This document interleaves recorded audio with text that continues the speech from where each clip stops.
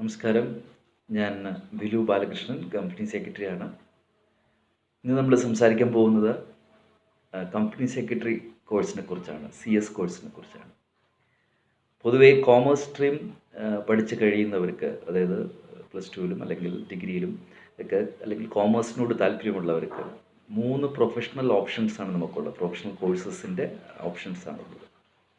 ഒന്ന് chartered accountancy എന്ന് പറയുന്ന കോഴ്സാണ്, CA എന്ന് പറയും. 2 കമ്പനി സെക്രട്ടറി എന്ന് പറയുന്ന കോഴ്സാണ്, CS എന്നും. അതേപോലെ തന്നെ മൂന്നാമത്തെ കോഴ്സാണ് കോസ്റ്റ് ആൻഡ് മാനേജ്മെൻറ്റ് അക്കൗണ്ടിങ് എന്ന് പറയുന്നത്, CMA എന്ന് പറയും. ഈ 3 കോഴ്സും നടത്തുന്നത് സെൻട്രൽ ഗവൺമെൻറ്റാണ്. Ministry of corporate affairs, government of ഇന്ത്യയുടെ മിനിസ്ട്രി ഓഫ് കോർപ്പറേറ്റ് അഫയേഴ്സ് ആണ് ഈ കോഴ്സിൻ്റെ സ്റ്റാറ്റ്യൂട്ടറി ബാക്കിംഗ്. എന്നാൽ ഈ കോഴ്സ് നടത്തുന്നത് മിനിസ്ട്രി ഓഫ് കോർപ്പറേറ്റ് അഫയേഴ്സിൻ്റെ കീഴിലുള്ള 3 ഇൻസ്റ്റിറ്റ്യൂട്ട്സാണ്. CA കോഴ്സ് നടത്തുന്നത് institute of chartered accountants of India, CS course നടത്തുന്നത് institute of company secretaries of India, അതുപോലെ കോസ്റ്റ് അക്കൗണ്ടൻസി നടത്തുന്നത് institute of cost and works accountants of India. ഇതാണ് നിങ്ങൾ പൊതുവെ കേട്ട് കാണും, CA, CS, CMA എന്ന് കേട്ട് കാണും. ഈ 3ഉം സെൻട്രൽ ഗവൺമെൻറ് കോഴ്സുകളാണ്. അതുകൊണ്ട് തന്നെ നമ്മൾ സാധാരണ കാണുന്ന, അല്ലെങ്കിൽ ഈ പറയുന്ന നമ്മൾ റോഡിലും മറ്റുള്ള പരസ്യങ്ങളിൽ കാണുന്നതെല്ലാം കോച്ചിങ് ഇൻസ്റ്റിറ്റ്യൂഷൻസാണ്. ഇൻസ്റ്റിറ്റ്യൂട്ടാണ് ആക്ച്വലി കോഴ്സ് നടക്കുന്നത്. ICAയും ICSIയും institute of cost accounts of India. ഈ 3 ഇൻസ്റ്റിറ്റ്യൂട്ടും central government act of parliament, അത് പ്രത്യേക നിയമം ഉണ്ടാക്കിയിട്ടാണ് ഈ പറയുന്ന 3 കോഴ്സ് നടത്തുന്നത്. CA കോഴ്സ് നടത്തുന്നത് ICA. CA ആക്ട് 1949 അതുപോലെ തന്നെ കമ്പനി സെക്രട്ടറിഷിപ്പ് നടത്തുന്നത്, ആ കോഴ്സ് നടത്തുന്നത് CS act, company secretary act 1980 എന്ന് പറയുന്ന ആക്ട് പ്രകാരവും. കോസ്റ്റ് അക്കൗണ്ട്സി നടത്തുന്നത് 1959 കോസ്റ്റ് അക്കൗണ്ട്സ് ആക്ട് പ്രകാരമാണ്. അപ്പോൾ ഇതൊരു സ്റ്റാറ്റ്യൂട്ടറി ബോഡിയാണ്. മിനിസ്ട്രി ഓഫ് കോർപ്പറേറ്റ് അഫയേഴ്സിന് കീഴിലുള്ള സ്റ്റാറ്റ്യൂട്ടറി ബോഡീസാണ് നടത്തുന്നത്. ഇതൊരു സാധാരണ യൂണിവേഴ്സിറ്റി കോഴ്സ് പോലെയല്ല, കാരണം ഇത് UGCയുടെ കീഴിൽ വരുന്നതല്ല. ഇത് പ്രത്യേക സ്റ്റാറ്റ്യൂട്ടറി ബോഡി നടത്തുന്നതാണ് ഞാൻ ഉദ്ദേശിച്ചത്. ഇനി എന്താണ് ഈ 3 കോഴ്സുകൾ തമ്മിൽ വ്യത്യാസം? ഒരുപാട് പാരൻസ് അല്ലെങ്കിൽ കുട്ടികളും ചോദിക്കാറുണ്ട്, ഇത് 3ഉം എന്താണ്? അപ്പോൾ ഞാൻ അതിനെക്കുറിച്ച് ഇന്നത്തെ എൻ്റെ വീഡിയോയിൽ ആദ്യമായിട്ട് അതിനെക്കുറിച്ച് ഇൻട്രഡക്ഷൻ പറയാം. CA എന്ന് പറയുമ്പോൾ കൂടുതലും അവർ ഫോക്കസ് ചെയ്യുന്നത് 3 ഏരിയയിലാണ്. 1 accountancy, 2 audit, 3 taxation.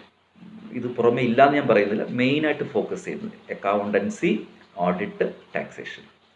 Company secretaries എന്ന് പറയുന്നത് ഇതുപോലെ തന്നെ 3 മേഖലകളാണ് അവർ സ്പെഷ്യലൈസ് ചെയ്യുന്നത്. 1 നിയമം, ലോ, അതിന് പ്രത്യേകിച്ച് കോർപ്പറേറ്റ് ലോ എന്ന് പറയാം.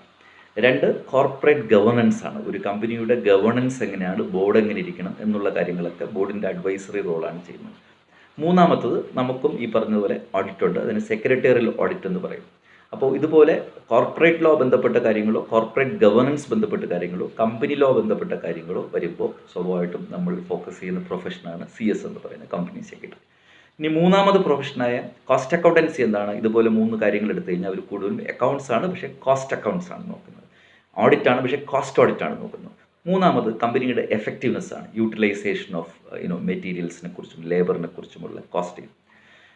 അപ്പോൾ ഈ 3 മേഖലകളിലും സെലക്ട് ചെയ്യുമ്പോൾ, അല്ലെങ്കിൽ 3 കോഴ്സിൽ ഏത് കൊള്ളാം, അല്ലെങ്കിൽ നിങ്ങൾക്ക് ഏത് സ്യൂട്ട് ചെയ്യുമെന്ന് പൊതുവെ കുട്ടികളും പാരൻസും ചോദിക്കും. ഞാൻ എപ്പോഴും പറയും, അത് നിങ്ങൾ ഡിപ്പെൻഡ് ചെയ്തിരിക്കും. കോമേഴ്സ് പഠിച്ചു കഴിയുമ്പോൾ, കോമേഴ്സ് അല്ല, ഫൈൻ ആർട്സ് ഒഴികെ ഏത് കാര്യങ്ങൾ പഠിച്ചു കഴിയുമ്പോഴും നിങ്ങൾക്കൊരു ഫ്ലെയർ ഉണ്ടാവും, നമുക്കൊരു താല്പര്യം.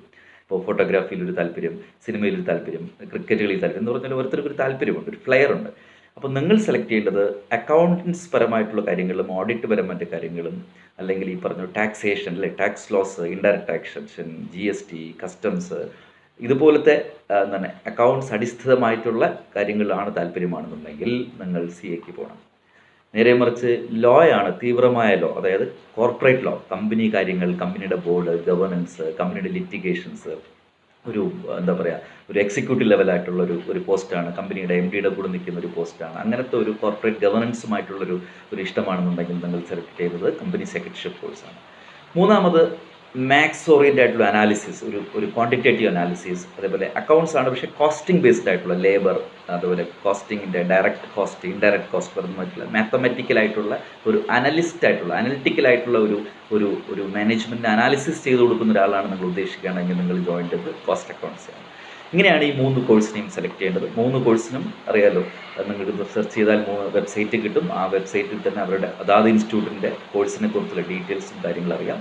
ഇനി വരുന്ന വീഡിയോയിൽ ഞാൻ ഏറ്റവും കൂടുതൽ ഫോക്കസ് ചെയ്യുന്നത് കമ്പനി സെക്രട്ടറി കോഴ്സിനെ കുറിച്ചാണ്.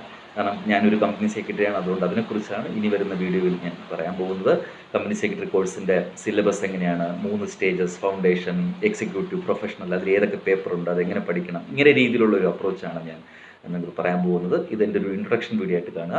അപ്പോൾ ഇനി കൺഫ്യൂഷൻ വേണ്ട, സി എക്ക് പോകണോ, സി എസിന് പോകണോ, കോസ്റ്റ് അക്കൗണ്ട്സിന് പോകണോ. ഒരു കാര്യം കൂടെ പറയാം, ചില കുട്ടികൾ കുറച്ചുകൂടി നല്ല പഠിക്കാനും കഴിവുള്ള കുട്ടികൾ മൾട്ടിപ്പിൾ കോഴ്സ് ജോയിൻ ചെയ്യും. സി എക്ക് പഠിക്കുന്ന കുട്ടികൾ തന്നെ സി എസും കൂടെ ജോയിൻ ചെയ്യാം.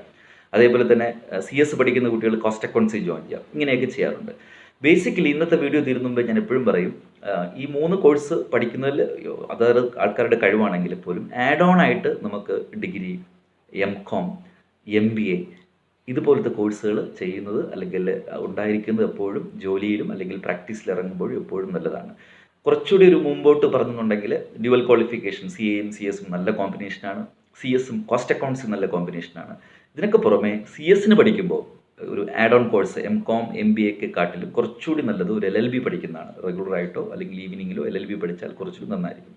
അപ്പോൾ ഞാൻ എന്ത് പറഞ്ഞിരുന്നു വെച്ചാൽ, ഈ പ്രൊഫഷണൽ കോഴ്സ് പഠിക്കുന്നതിൻ്റെ കൂടെ തന്നെ അല്ലെങ്കിൽ അതിലുപരി നിങ്ങൾക്ക് അഡീഷണൽ ആയിട്ടുള്ള ഒരു ഡിഗ്രി, ഒരു പോസ്റ്റ് ഗ്രാജുവേഷൻ എം.കോം, ഒരു MBA, പ്രിഫറബിളി സി എസ് ആണ് സെലക്ട് ചെയ്യുകയാണെങ്കിൽ, കുറച്ചുകൂടി പറഞ്ഞ് സി എക്കും കൂടെയാണ് സെലക്ട് ചെയ്യുകയാണെന്നുണ്ടെങ്കിൽ എപ്പോഴും നല്ലൊരു കോമ്പിനേഷനാണ് LLB ആണ്. കാരണം എല്ലാ കോഴ്സുകളുടെയും അടിസ്ഥാനം എന്താ പറയുക, കോൺസ്റ്റിറ്റ്യൂഷണൽ ലോ ആണ്, സിവിൽ ലോ ആണ്. അപ്പോൾ അതുകൊണ്ട് തന്നെ ഒരു LLB, നല്ലൊരു LLB പഠിച്ച് കഴിയുന്നുണ്ടെങ്കിൽ കുറച്ചുകൂടി ഉപയോഗപ്പെടും.